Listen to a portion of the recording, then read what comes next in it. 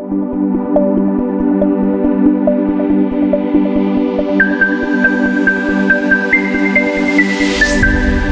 my name is Drab. I'm a lieutenant paramedic for Norfolk Fire Rescue.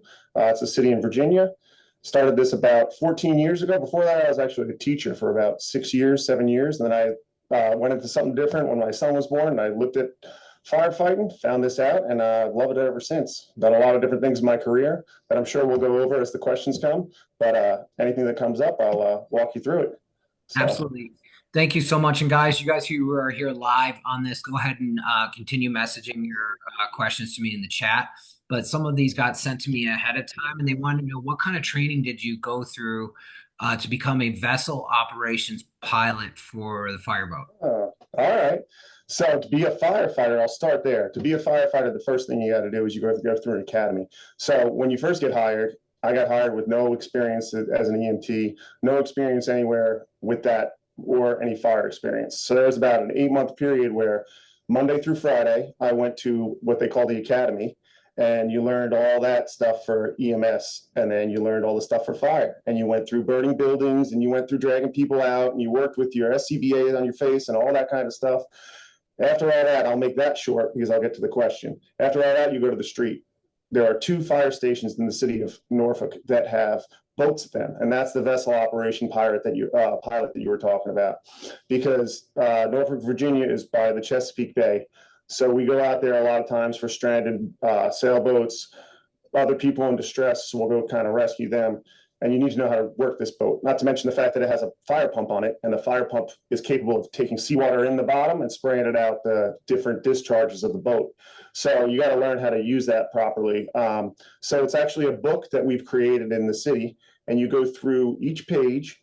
And on each page, it'll say different things. One will be operating the pump, so you can learn how to spray water. One will be looking at the sonar, so you can pick up people that might be trapped in the dark or other things that might be at the bottom of the ocean. And all of that over the course of a couple months, you'll get certified to be a vessel operations pilot, meaning if a boat call comes out, you'll actually usually you're on what's called the ladder truck. So it's those big trucks that you've seen, the fire trucks with the ladders on top. They'll put that out of service. You'll hop on your boat, and then you'll go about out of the marina and trying to find out. But that's how you become a vessel operations pilot. You follow through on a book that's been created that covers all the things you might need to know. Great answer. Great answer. We have a question from Paris, France. Sasha, you can unmute to ask your question. You had a good. Hello. So I wanted to know what is one advice you give to someone who is young and want to become a firefighter? That's a great question, Sasha. The best thing to do if you want to become a firefighter as you grow up is, one, just finish school, because every road to firefighting starts with finishing school. But as you go through school, you're going to find out that there's a lot of stuff that deals with firefighting that school doesn't highlight, or there's some courses in school, like my son's in high school, and he goes right now to classes that are actually directed towards firefighting. So as you go through school, one, you're probably going to need to know some background in some medical stuff. So biology and stuff like that is going to be important to learn, because usually fire has something to do with EMS. It might not be like Norfolk, where they have all EMS, where you're also medic as well, but they will usually be first responders, meaning any emergency, you'll show up first. But as you go through school, pay attention to what your school is offering, and pay attention to the state of technology with firefighting. Just the internet is a great resource for that. Videos, you'll see helmet cams. Some firefighters put cameras on their helmets, and you'll actually see them going into fires and doing that. So that'll stoke your interest.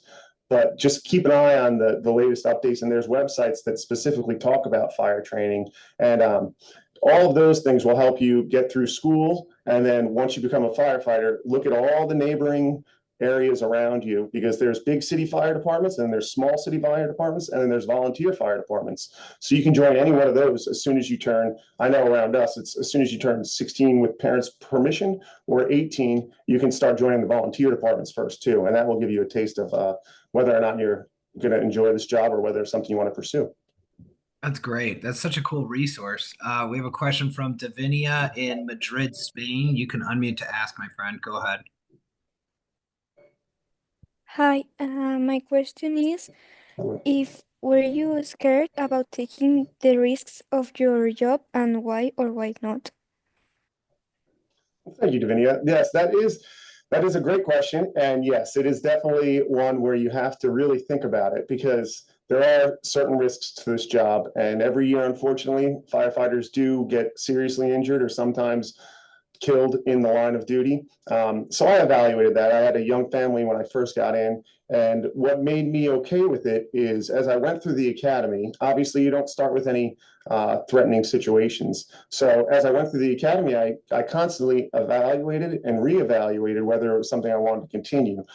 So you get trained on all the equipment, you get trained on all the procedures. And as you go through it all, you then make a decision, do I feel confident to go into this building that's on fire? Or do I feel confident going underground into this pipe where someone's trapped? And by the end of my training, I felt confident that I wasn't going to make any decision that would put my life in jeopardy without really knowing how to best operate that and limit the possibility of actually injury or danger. So it's a constant reevaluation, and that still actually happens today with every call that I go on. I have to stop and look at the situation. And as you get more experience, you learn different situations where you might want to stay back from and other situations where you feel safe and you feel confident because you've done this before.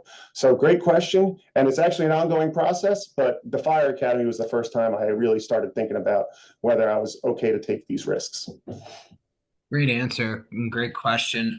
One of the kids messaged me and they wanted to know, how did it feel to be named Firefighter of the Year? Oh, well, I was honored.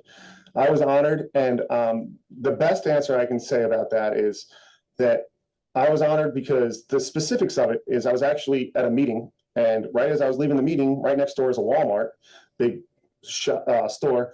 And a call came in for someone who was unconscious. And I was right there. So I literally walked through the doors at the moment that a woman had just fallen down. And it turns out that her heart had stopped and she was in cardiac arrest.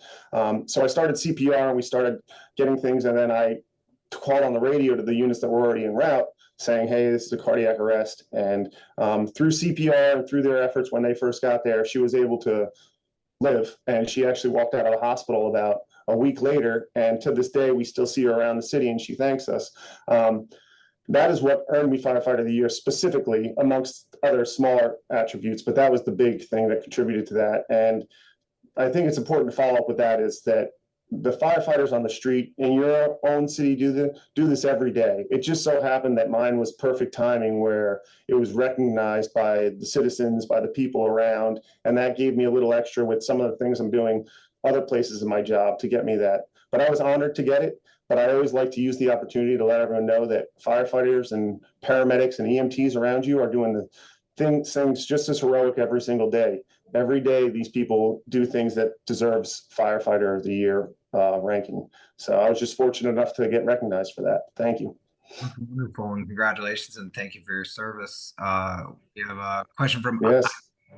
Tana. Apologize if I mispronounced your name. Go ahead and ask your question. Yeah. What are your steps to follow when there's an emergency?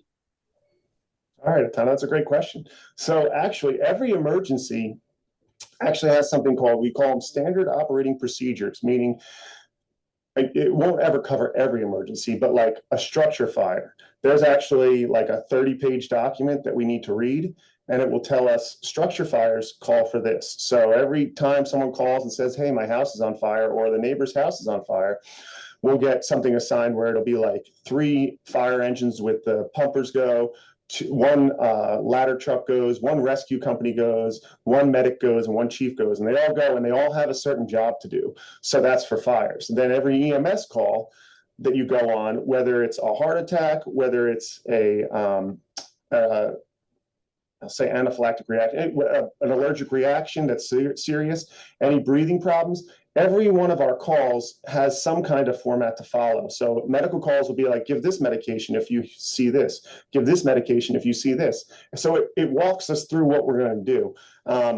But everything starts with one person in command. So when a lot of units come, like if it's a big unit and they have like different fire engines, different ladder trucks, different chiefs coming, whoever shows up first is called something called command. So they say, you know, I'm on scene and I'm going to assume command and now I'm in charge. And then as the chief comes, as someone higher ranking than you comes, they take over. But they always follow that same set of steps that we've established in the department to handle every emergency. And then when we get an emergency that has something that we don't have any plans written for or standard operating procedures written for, that's when the chief really has to do his job and think outside the box and give everyone a job. And everyone has to kind of work together to mitigate the hazard or end whatever is going on. So That's a lot of steps, man. You don't really think of that. That's wild. yeah. We have a question from Damien in France. Damien, go ahead and ask. Hello, I was wondering what is the most gratifying things in your job? Great question, Damien. So honestly, the most gratifying thing is when you can actually see a life saved or a difference made in these people's lives. So there's nothing better than going to someone whose heart was actually stopped and you get a pulse back at the hospital and you go and see that person a couple weeks later and they're alive and you know that you played a part in that. That's the top. Being there for people that have simple problems too. Sometimes it's not even a medical emergency. Sometimes it's just something, an elderly person that needs some help around the house that you can able to do. But really, it's the gratitude that you see in the people's lives that you've improved. Like being able to help someone else is probably the best thing that you could get satisfaction-wise in life, with being able to work with your fellow man to serve these people and to let them know that you're there for them and accept it, that they're really appreciative of what you can do for them. So I think the gratifying thing is just every time you make a positive impact on someone else's life, because that's what this is all about. You're like a superhero, bringing people back. I wouldn't say that. I wouldn't say that. But I'm thankful for what we're able to do. Maria from Spain, you can unmute and ask. You had a cool question.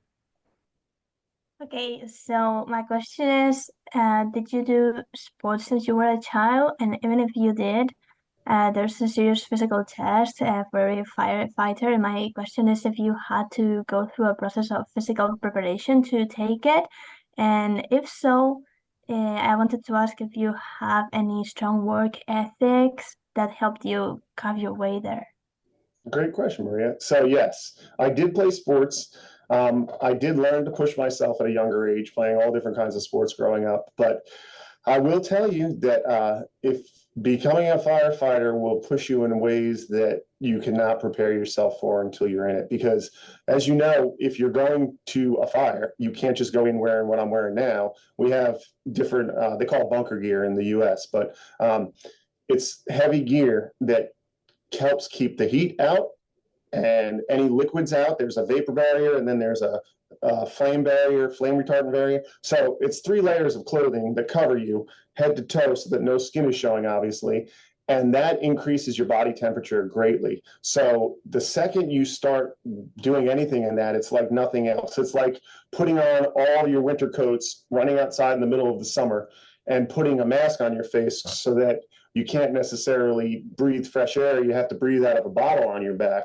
So when you do that, there's really nothing like it physically wise on this earth without actually getting in a hot environment with lots of clothes on.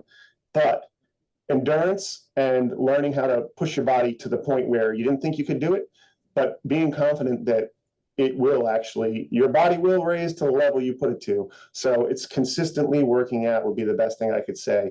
Consistently just pushing yourself to where you feel like exhausted, but you can finish it. And because it's also in your mind, you have to train your mind in situations to be able to keep your heart rate as low as it could be. Because if I go into a burning building and I'm freaking out, I'm already kind of behind where I need to be physiologically because my heart's beating really fast because I'm all excited. And then I have to go start doing work. And it's really hard for your body to keep up with that. But if you learn to keep your nerves under control, then your any kind of exercise that you do to help with that will also help keep you ready to act and react in a fire. Great answer. All right. So we will go with 2 more student questions. Is that all right? That's fine with me. All right, cool. So one of the kids, they had emailed and they wanted to know, with over 500 personnel in your department, how do you guys build strong communication and trust among your team? That's a great question. Yeah. So with that many people in the department, it's true. It is a large department and it's growing every day because there's different jobs that need to be filled. So they're constantly are expanding. But it all comes down to the fact that the way our job works is we have 3 shifts in operations, meaning the people that cover the streets and go on the engines. There's an A shift, a B shift, and a C shift. So there's 3 different shifts. And when you come to work, you work for 24 hours. So you come at 7 o'clock in the morning and you leave at 7 o'clock in the morning the next day. So when you're at that fire station with anywhere from 6 to 14 other guys or women, they are your family. So you are close with the people you're stationed with, and then you also have to go to other stations for higher backs if you get overtime, or if they're short, or if you have too many people at your station, they'll fill you in somewhere. So you get really close with the people on your shift because you see them every day, and you go to these life-changing situations, these traumatic situations every day with these people. So the best way to build it is one common goal to better serve the citizens. And then when you're in the firehouse, we usually have lunch and dinner together. So one person will pay for lunch, everyone will pay in the morning, and one person will cook lunch and dinner for you. So you put some money in the morning, they cook you lunch and they cook you dinner, and then we all come together and we eat lunch and dinner. Now, that usually gets broken up with a call for somebody, but that's kind of how we build unity between us. We do a lot of stuff together and training together as well. That's great. We have our final student question. This is Sasha in France. Sasha, you can unmute to ask. Yes, so I wanted to know, how does it feel when you do like your first fire? If you're stressed or scared or excited for it? Yes. When you go to your first fire, yes, it will be something you never forget. I can remember mine. It was actually on New Year's Eve that we were out going to the store to get some food for the day to cook, and a call came out for a fire, and I can remember pulling up. And yes, I talked about how you have to keep your heart from racing so much, but when it's your first fire, your heart is going to race and you're going to be nervous. That's when you rely. Usually you get your first fire early in your career. If you're in the city of Norfolk, there's a lot of buildings and they're close together, so fires happen somewhat frequently. So usually you'll get it relatively early in your career. The good thing is you're not alone on that fire truck. There's 3 other firefighters with you, and one of them is going to be an officer or an acting officer, meaning they've had enough experience where they're leading you and telling you what to do. So when it's your first time going to your first fire, you have a lot of guidance. So these people that you work with, well, even though your heart's racing a million miles an hour and you're scared and you're excited, you're all that, you kind of rely on those people next to you, kind of like what we were talking about the last question with family and unity. You rely on those people to kind of walk you through what you're going to do. And then as you get a couple years in, you then turn into that person that walks other people through their first fire. But yes, a first fire is excitement, fear, all rolled into one great moment. And then when you do get through it, you can everyone sits back, takes pictures. I remember I got pictures from one of my first fires where one of the senior guys was like, let me get a picture of you with your first fire, with the crew we were with. So yes, it's a great moment. And you can rely on the people around you to walk you through it, keep you safe through it. So that's cool. So the final question I asked is of all of our guests, is there any advice? So you're an award-winning fire lieutenant paramedic. Is there any advice that you can give to these kids as they go off to the next chapter of their lives, whether they want to do fire sciences or something completely different? Yeah, I mean, the best advice I can give is find what you love and then be passionate about it. Look into it, because this life's going to offer you a lot of distractions, and most of them are not very fulfilling.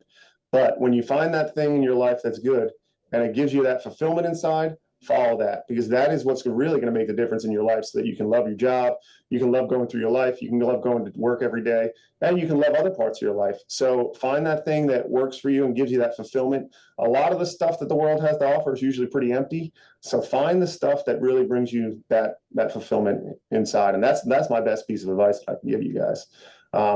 Yeah, I appreciate you guys tuning in. It was great to see the people here and hear the questions. Great questions.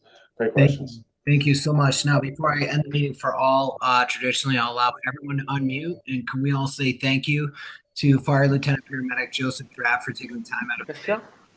Thank you so Thank much. you. Thank Thank you. you so much. Have a nice day. Thank you.